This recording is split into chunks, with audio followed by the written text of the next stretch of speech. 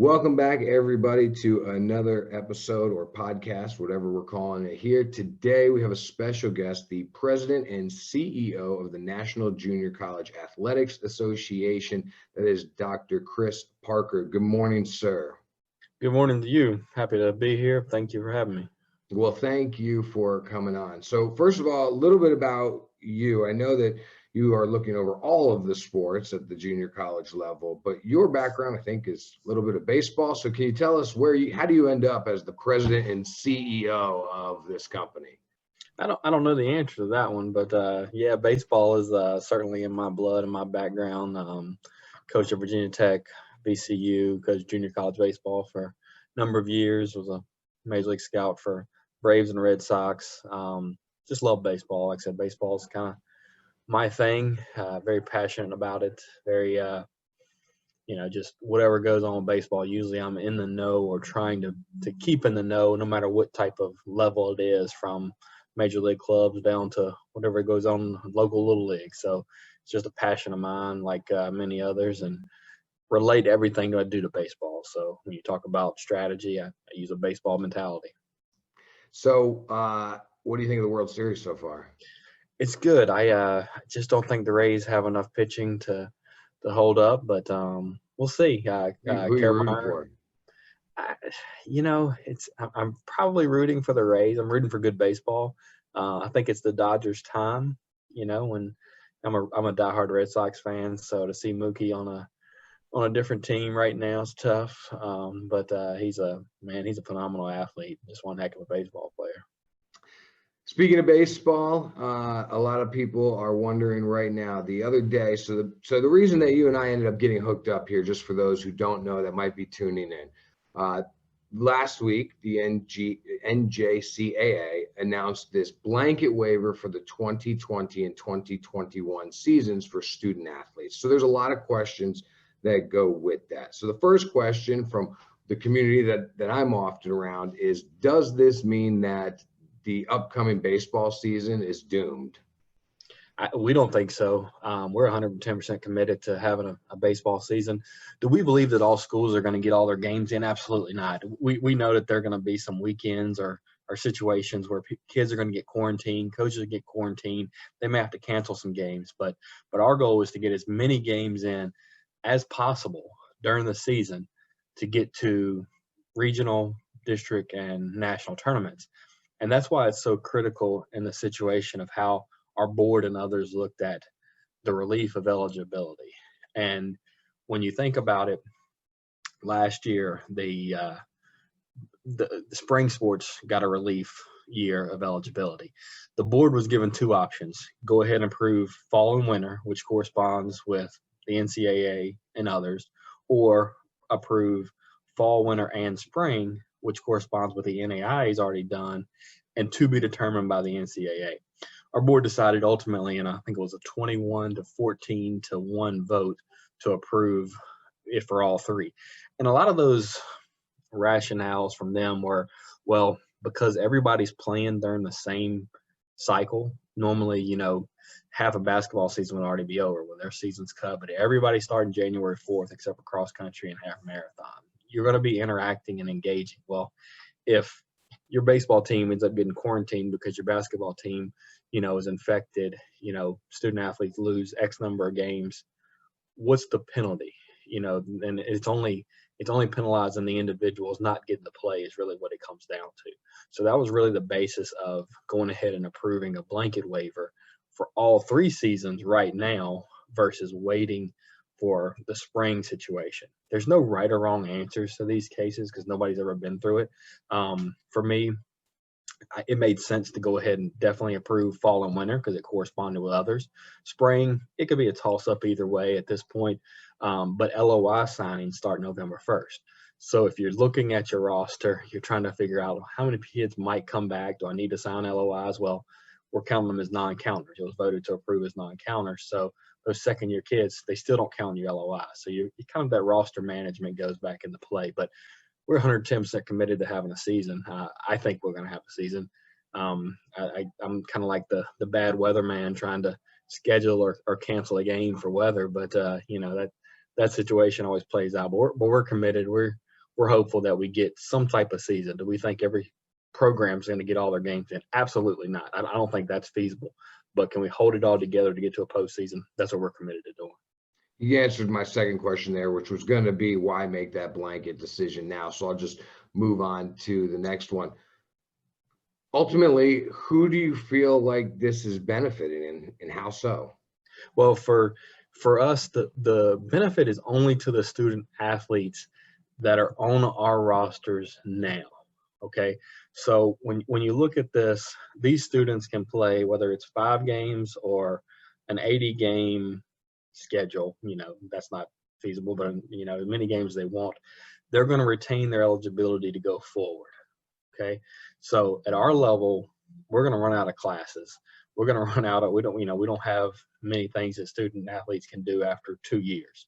But at the next level, if they get to play 3 years and still be a sophomore after they leave us, then hopefully they can finish a 4-year degree in 2 years, then enroll in a master's degree and have some of that paid for, all of it paid for, whatever it may be.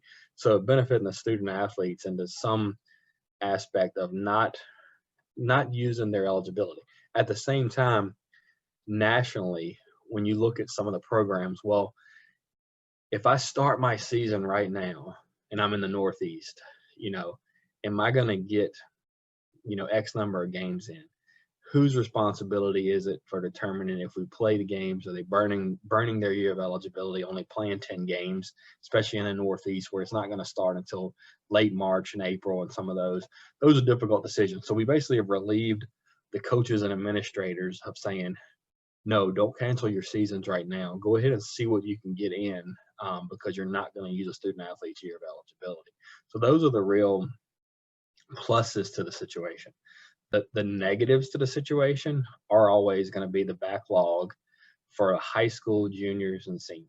Now, for us, because we're the middle catch, if the university, the NCAA decides to do the blanket waiver for spring as well, then how many kids are moving on when the backlog even becomes more log jammed? And there's no right or wrong answer, but I really do feel for the high school juniors and seniors, because the elites are absolutely going to get a chance, whether it's the draft, 2-year, 4-year, but your average player in baseball is going to see a reduced number of opportunities besides simply filling a roster spot at a school that he may never set foot on the playing field.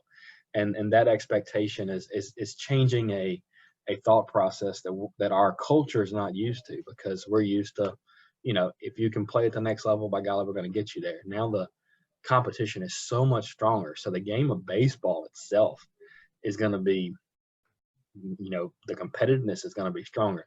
I've talked to the commissioner of baseball's office 3 times about this from a draft perspective, and how good junior college baseball is going to be the next couple of years. And, they love what goes on in the junior college sector now, but they're talking about what they expect to see over the next couple of years when it comes to the draft and, all the prospects and free signings and that kind of thing. No doubt it's going across the board. Baseball is going to be excellent talent-wise. It's going to jump up at every level, which is something that kids need to think about. They're also focused on D1. If I don't get there, then go JUCO and get to the D1. But I mean, D2 is already good in the Southeast. It's really good.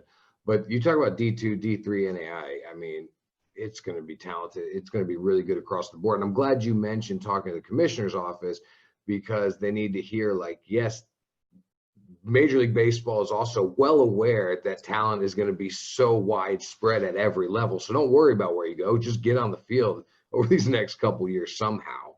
That's exactly right. Baseball is that one sport from a professional aspect that you see NCAA Division III guys drafted. You see plenty of NCAA D2, D1, JUCO, NAIA guys. It's the one sport, no matter where you are, they find you if you've got the ability. Right. And you stand out. Yeah, the minor league system's unlike any other sport. But let me build off that for a second, because I completely understand that your role is to look out first and foremost for who is there right now. How do we take care of our people right now? But at the same time, I know you're also looking at how do we preserve the future. So I'm sure there was a lot of discussion deeper discussion about how does this impact the upcoming high school guys, the 2020s and the 2021 graduate class, I guess, because that's the group that specifically I see a lot of parents very concerned and feeling neglected, like nobody cares about our class, our kids. Is anybody considering them? So what was that discussion like?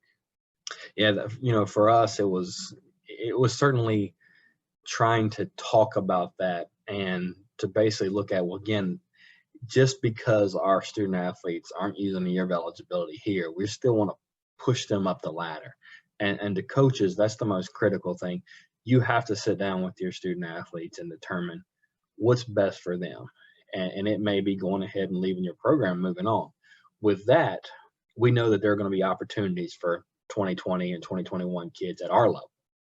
Where they are for the 4-year level, that's a whole different discussion. But we know that if we do the right thing by evaluating our student athletes and pushing them along, even if they aren't using the year of eligibility, that there are going to be opportunities at the NJCAA level to bring in high school seniors and, the following year juniors. And what I would say to them and their parents are, just keep grinding. Like I said, there's no playbook. There's no right or wrong answers. If your son is deserving, they're going to get a chance somewhere.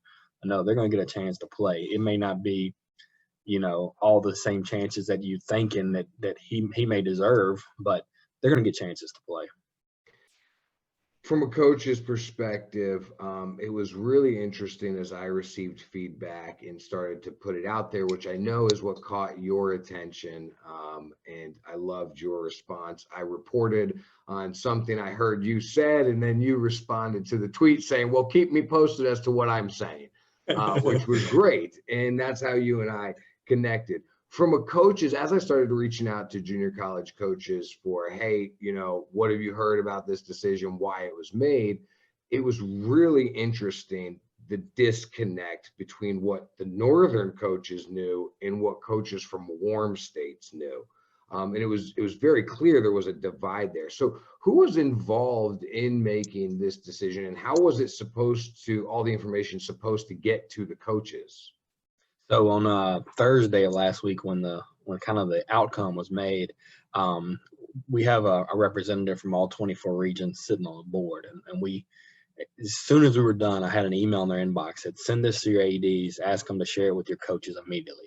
You basically have about a 2.5 hour window to get this to your coaches, which is not a lot of time, but it's trying to get ahead.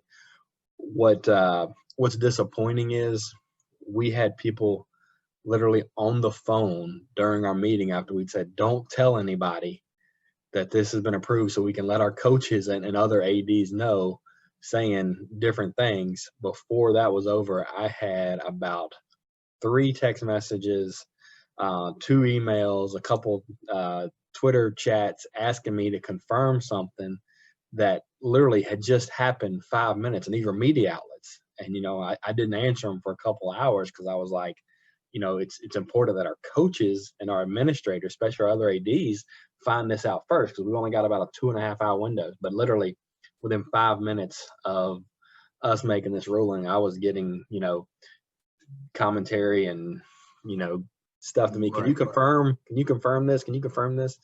And I just didn't answer it for a couple hours. But yeah, it's, as a coach, it's certainly frustrating.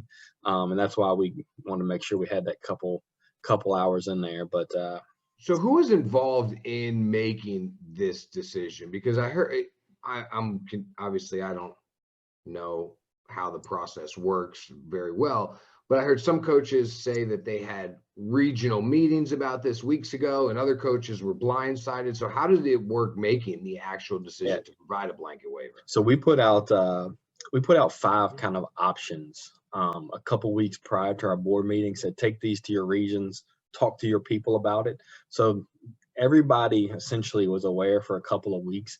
How that communication gets funneled down is always an institution by institution type of basis, but all regions had a couple weeks to really evaluate that. And then we broke that stuff down last Thursday and kind of voted on it. And we have 36 voting board members, and they got on the meeting and broke it down and took that vote. And then that's when we had the 2.5 hours to try to get it out before something was going out publicly. So the tweet that I made that specifically seemed to irk you, but hey, it got us to this point, so I'm okay with it, was a tweet where I passed along information that said there has been collaboration between you guys and the NCAA, and the NCAA is going to roll with what you are doing. Is that true or not true is the first part of the question.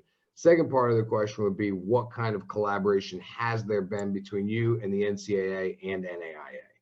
Sure. Yeah, there was no irking. I just I was having fun on Friday night with a Thursday night, Friday night with Twitter. It was I'm not really one of those people that goes back and forth, but I kept getting stuff, and I was like, hey, this is a good one. Keep me I fun. was so excited. I was like, wait, I had to read a couple times. I'm like, wait, is this like the president? I'm like, this is awesome. So I'm sorry. Yeah, no, it didn't irk me. Like I said, I was having some fun. So yeah, we the NCAA, the NAIA is a phenomenal partner to the NJCAA. Whatever we kind of rule, they'll accept, and vice versa. The NCAA, again, excellent partner. They're going to accept our rulings. There may be some paperwork on the Division I side that student athletes have to do as they go through some of these processes. But yes, they'll take our rulings just like we're going to take theirs. So if there are some fall student athletes and winter student athletes, they're not using a year of eligibility at the NCAA level this year, they can come back to us next year with that same criteria. We're going to accept those. The big part of what's going to happen next is I've got meetings with the NCAA. I'm proposing to them to review the 60% towards a degree rule for Division I. Again, what does that look like in all this COVID stuff? And then Division II, the semesters rule for different things. I'm going to be proposing stuff to them on both of those, and we've got some meetings on the books scheduled to really talk about that. So those meetings are forthcoming, but that's why it's so important that you sit down with your student athletes. You make sure, number one, they're getting an associate's degree if they're staying on track, meeting expectations. But we'll be collaborating with the NCAA, asking for some relief for our student athletes in those areas. Will they give us that relief? I don't know the answer to that yet, but I feel pretty confident saying they're gonna work with us. So for any maybe parents that are watching, coaches definitely know what you're talking about. Can you clarify for people that aren't understand what do you mean by the 60%, the 40, 60, 80 rule? Sure. So as you come to a 2-year college and then migrate to a 4-year level, Division I, you need to be at 60% of your degree as you transfer through. And with COVID and different eligibility, we're asking them, let's break that rule, or let's reevaluate that rule. Let's change the expectation to make sure that the focus is on the student athlete still moving forward at the Division II level. Numbers of semesters, full time, really helping us evaluate that for student athletes to be able to go in and play right away. That's the critical parts. Division III, there's no real challenge there. If you can get into the college, you got a chance to be there and succeed. So Division I and II have different policies, and to the parents and others, like I said, staying track towards graduation is what everybody wants. But there are still barriers and unintended consequences with COVID-19 that are causing some hardships for some of the students, especially if they end up at a 2-year college for more than 2 years. So we want to kind of help them still be successful at the next level and not be penalized for their grade progress. Gaia. So the academic relief part from the NCAA is still in the works, but you guys have always worked well together. So scenario, a player is at an NCAA, a 4-year school right now. They just went through fall for those schools that were fortunate enough to have somewhat of a fall. That student athlete realizes, I'm not playing this year. Are they able now to come to a junior college and get that free year? Absolutely. So the fall, that's the same now as it would be moving forward. Currently, university 4-year students can leave their 4-year college after the fall semester and come back to a 2-year college and play right away. Same applies for this year for those student athletes, because the fall seasons are considered non-official competition seasons. That's how the wording works there. So again, they can play their fall seasons, whether it's just inter-squad games at the 4-year level. Maybe they play a couple exhibition games, but they still can leave the 4-year school and come back to their 2-year college and play the spring right away. Right. The difference though this year is going to be that they're going to come to you because, hey, this isn't going to count against eligibility versus, hey, I'm Absolutely. going to play. Absolutely. Like I said, they can come back and it won't burn a year of eligibility. So our roster size is going to be increased. And well, I guess we'll start there. Our roster size is going to be increased. What we have to look at is the roster sizes for postseason. So right now, we don't have limits on rosters that teams can carry. Some states, some regions have roster limits that they enforce. There's no particular roster limit for NJCAA programs until you get to the postseason, and that's where we have to look at increasing that, because you don't want to have a season of 50 guys and then you get down I got to cut it to 26. I mean, that's pretty. It's hard to fathom. In some, it's somewhat of reality, but it's also hard to fathom. So our eligibility committee is going to have to look at some of those roster sizes for all sports, not just baseball, but for all sports as we progress through. There are definitely coaches out there that think that would be unfair. Specifically, it would give an advantage to the schools that do have the budget to bring more players in. And then obviously more players means your choice of talent and whatnot. Is that something you guys even consider when it comes to this? Not really. What we've had to say for the last year and a half is the kind of the competitive advantage. We can't consider that right now in the middle of COVID-19. We respect it and understand that coaches are concerned about it from an administrative process of what we're doing and how we're trying to navigate this. We've kind of removed the aspect of the competitive advantage. Do I believe that there are going to be programs that get a lot better? Absolutely. I mean, that's the way it is now. But a lot of those are because they're good recruiters. They have good facilities. They have different things. But from a competitive advantage standpoint, we can't really look at that right now for what's best for the organization. But do I believe it will exist? Absolutely. Some are going to say, and it was one of my personally initial thoughts when the wheels started spinning. Okay, why are they doing this? What drives the world and a lot of decisions in our country is money. So some are going to say this is a money grab. You're trying to increase enrollment at the junior college level, which you can correct me if I'm wrong on this, but I believe I read some things about it being down with COVID and kids going to online learning and things of that nature. So money grab, increase enrollment, help bring the budgets back to even. What's the response to that?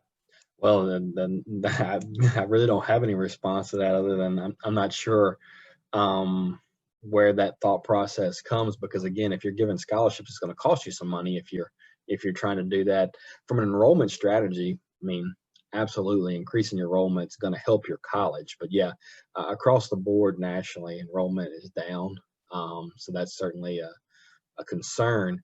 But from an opportunity standpoint, filling your rosters, getting more kids there, helping them understand the value and opportunity that exists. That's what it's about.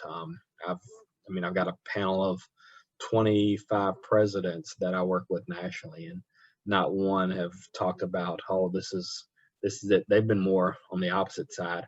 I'm scared that we can't afford all these kids and providing them the same opportunities as everybody, especially in sports that have bigger rosters. So no, it's definitely not a money grab or anything like that. I certainly understand the enrollment aspect of, you can get the enrollment, but that comes from college to college, because again, there are certain colleges that say we can't take any more student athletes at this time, where others may say, well, bring them in, redshirt them, whatever it may be. It's kind of the honest assessment. There are coaches out there that feel like they're being put in a position to now have to be the bad guy, where they're going to have to. How's this log jam going to work itself out? Coaches are saying, well, I'm going to have to be the bad guy and cut kids or tell them they're not going to play here. I mean, what is the plan to get this to work itself out long term? I don't know that there necessarily is a plan, because it's just going to basically, like you said, have to play itself out over the long haul, with 4 year down to us, down to high school, to everybody else. the thought of coaches being the bad guy, I mean, that's unfortunate. That's part of the role. Is you got to make decisions. You've got to cut people. That's some same philosophy I tell people. My mother can't make the team. I don't have to cut her. I treat my staff and others the same way. I mean, it's what we're paid to do. We have to make decisions. If we're not comfortable making decisions, I'm not sure we should be in the leader seat, and that's the hard part. So the challenge, I understand. Yeah, you may have to cut people, but that's the reality. But that's only making the overall, like we talked about, baseball stronger. That's making everybody stronger along the process. Is it comfortable? No, it's never comfortable. I mean, it's never what any of us want to do. But tough decisions will be made at all levels, not just at our level. And going even a step beyond just the coaches having to cut players, what about programs having to cut teams? I did a show a few months back with Coach Bakich and Coach Godwin about the new baseball model being proposed at the Division I level. And we all learned about how much of a deficit baseball operates at. So if you were, say, in front of a school's board and they're saying, hey, we got to save money, baseball's got to go, like, how can you defend saving the baseball team when people are trying to cut costs? It's a little different scenario at the 2-year college for that, because again, you look at how we're funded in a majority of cases, and we know that baseball student athletes do pretty well in a classroom. So from a student success model, if you were to cut a baseball team, let's just use a round number of 35, you could have just eliminated 35 average 3.0 students that are completers, that your state is actually getting funded because they're going through and completing academically. And you can't afford to do that as college president.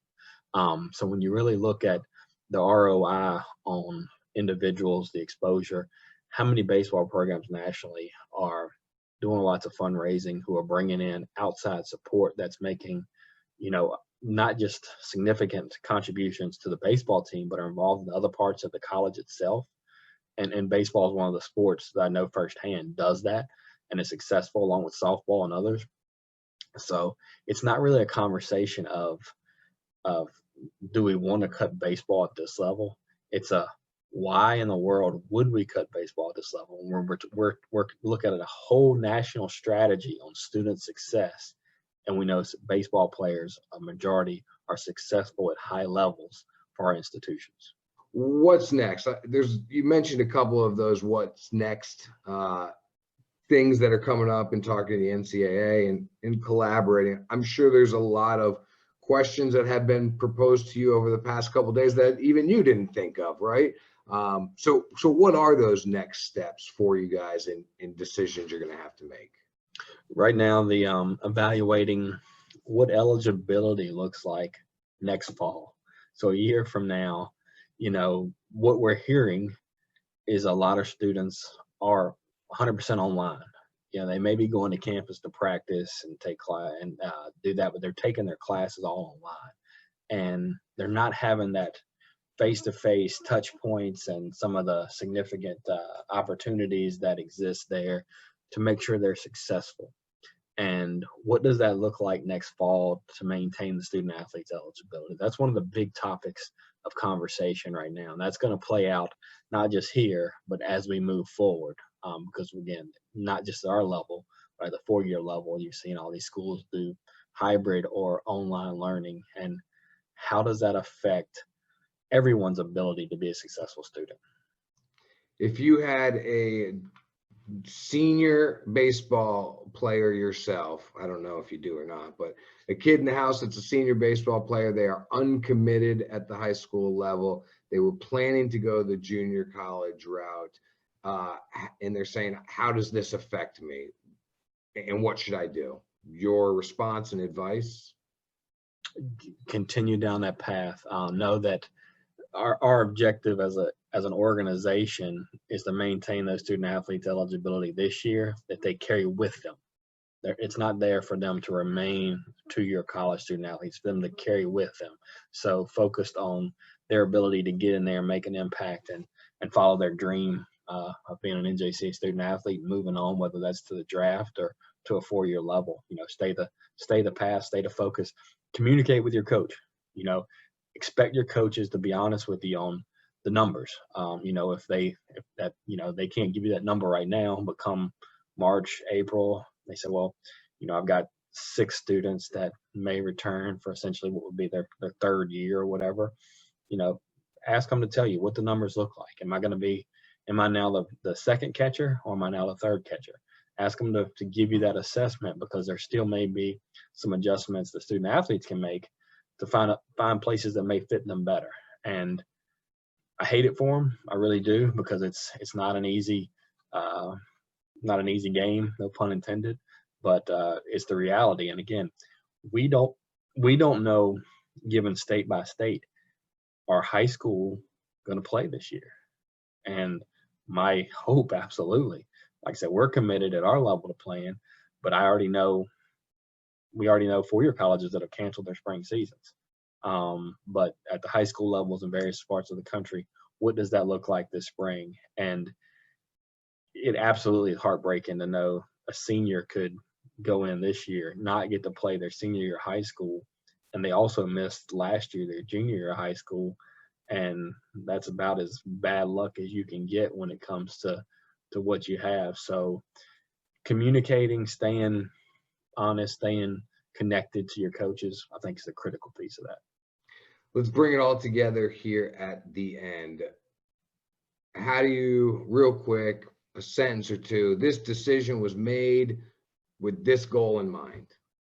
Yeah, I mean, this was completely made to support the student athletes, to allow teams to make a decision now to go ahead and commit to having spring seasons without worrying about, if I only get 4 games in, only get 6 games in, and I cancel, then I've got to worry about, I just burned Johnny's whole year of eligibility. It's the focus is on the student athlete to allow our schools to navigate any way possible to get X number of games in, to get to a regional tournament, to get to a district tournament, and get to a national tournament. And we want to be committed to hosting national championships. Will they look exactly like they're supposed to? We don't know the answer to that, but we sure as heck hope so.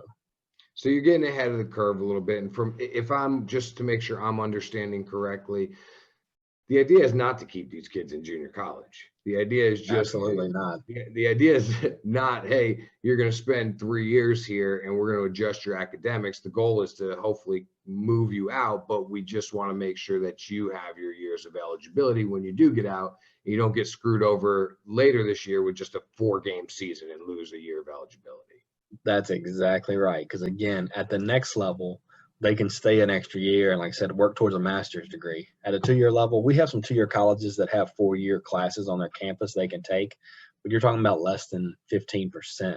And most of those are nursing and very specified programs. So, our goal is to get them to the next level so they retain their eligibility and they can stay the path for further education and opportunity as they see fit for themselves. Yeah, I think it's definitely the students that are enrolled right now at the junior college level, the student athletes. There's a great benefit there. Like now you have 4 years to go to the NCAA level, NAI level, and graduate with a graduate degree, a master's degree, while playing the whole time through, which is awesome. Is there anything here that you feel like I missed that should be communicated from you in the office?